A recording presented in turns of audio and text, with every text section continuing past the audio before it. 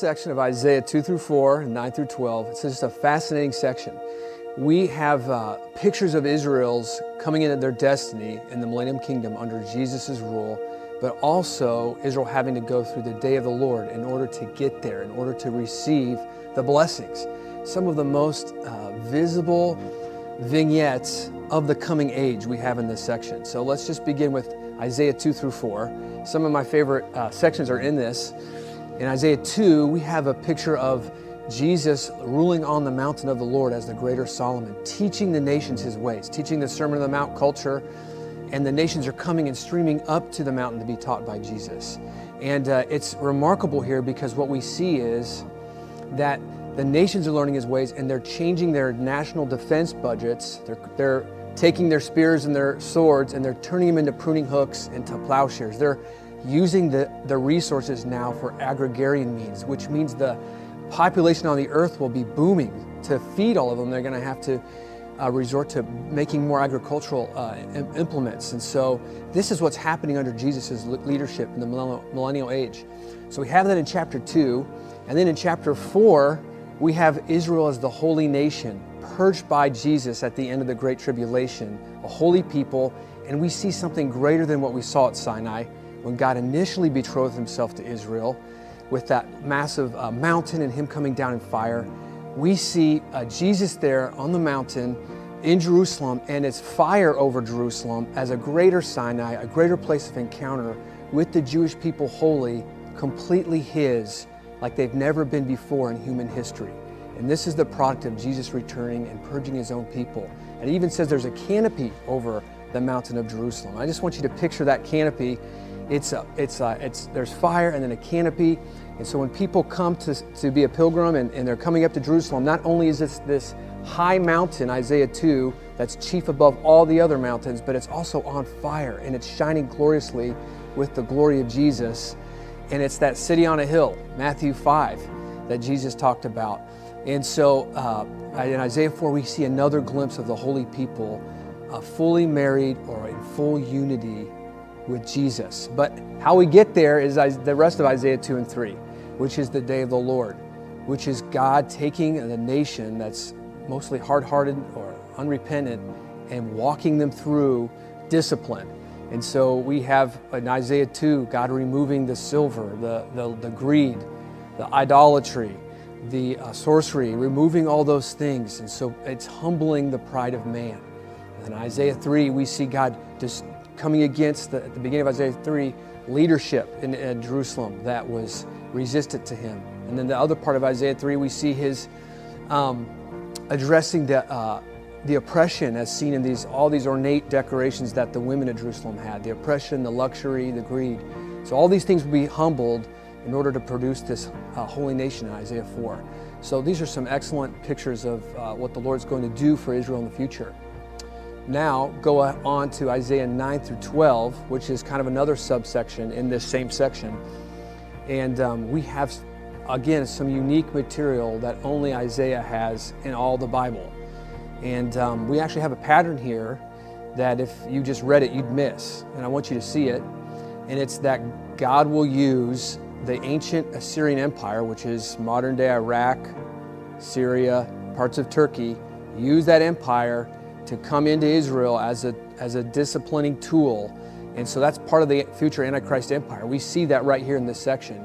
And Isaiah 9 starts with that battle just being over. It's mysteriously over. We never saw it happen. And Jesus vanquishes the foes in northern Israel and defeats the Antichrist army. And then his glory and his light shines out. And then, of course, we have some of the very popular Christmas passages about the son being born and the child being born, the son given to us.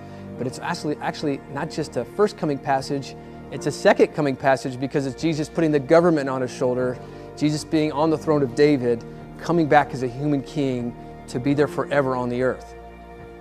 That's Isaiah 9.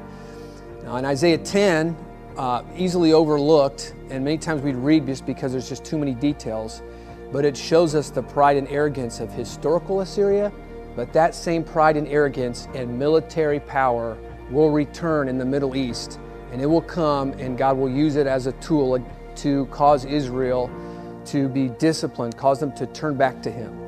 And at the end of Isaiah 10, something happens. It's I think verses 24 through 32. But what's remarkable is that the Lord lists how he's going to defeat this empire. And it's in the manner of Egypt, as in 10 plagues, as in miraculous super plagues against an empire to weaken them, to destroy them. And it's in the manner of Gideon's defeat, which was a small Israeli army with a supernatural deliverance suddenly. And that has not happened historically to Assyria, how the Lord defeated them. And in addition, he lists like 10 cities from the north to the south in an approach from an enemy empire, Assyrian empire.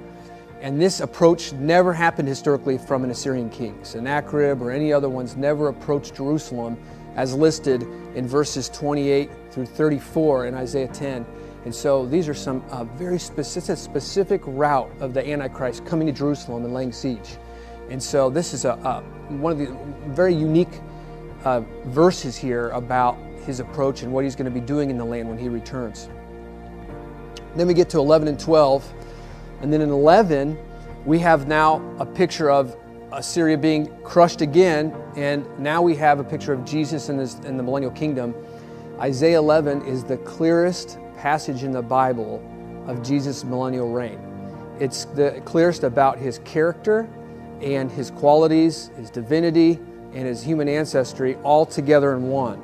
And especially from verses 1 through 5, we just see so much about that. We see that his rule will affect the poor unlike any human leader ever. I mean, his form of government, he will run it just like he came in his first coming. It says in his first coming, he emptied himself all of that was God and took the form of a servant, and he listened to everything the Father did, empowered by the Holy Spirit in his ministry.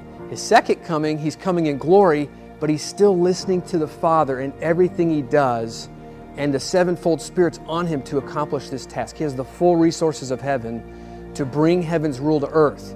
There's no human king ever like this, and it will lift the poor up out of the ground. It'll actually solve poverty like no other human government has, like Confucianism, Marxism, capitalism. Jesus will by far surpass all of that by how he listens to the Father. And then when we go to the rest of Isaiah 11, we now see what he does in his rule on the millennial earth. And like I said, this is the clearest we have in the Bible, all in one passage. And in fact, the rest of Isaiah unpacks these themes. These are seed form. It gives us some of the millennial elements in seed form. For example, we have in Isaiah 11, chapter 11, verse 6 on through 8, just how he's going to restore the animal life, the animal kingdom, and that they won't be destroying each other, and even the weakest human being, a child, can now be a ruler and lead the animal life. And we'll see in Isaiah 11:10 that worship will abound on the earth in Jerusalem, and Jesus is the center of the worship movement, that they're going to come and seek him and he'll be glorious. We also see the theme of the Israeli remnant after the war, those who survived, those who weren't raptured because they weren't Christians, those who weren't killed but survived, that are now coming back from nations within the Middle East to go back into the land to repopulate it. We see that theme here very clearly in Isaiah. And we see that God's even building a highway for them. And then we see another theme that the prophets unpack, which is some of the Jewish people that are weak and broken will actually rise up and attack their surrounding enemies. And so there's just so many themes here that the Lord is giving us in the millennial kingdom in Isaiah 11. And it finishes in Isaiah 12, which is a song. It's a song of deliverance. It's a song that sings God's praises and teaches the nations how good God has been to Israel and what they've learned and discovered about him because of their deliverance and all they've been through in the Great Tribulation. And it's very much like the first Exodus. After the children of Israel were delivered out of the 10 plagues, they sang a song after Pharaoh was drowned in the ocean or out of the Red Sea. They sang this song in Exodus 15. Now, all the nation of Israel that was just delivered out of 21 plagues against a greater person than Pharaoh, the Antichrist, they're singing a song now, and it's a global song, and it teaches the nations, it releases God's glory. And so really, chapter 12 and helps tie up this section of Isaiah 1 through 12 and how God will save Israel, what it will look like when he does, and how the nations are even benefited by this salvation.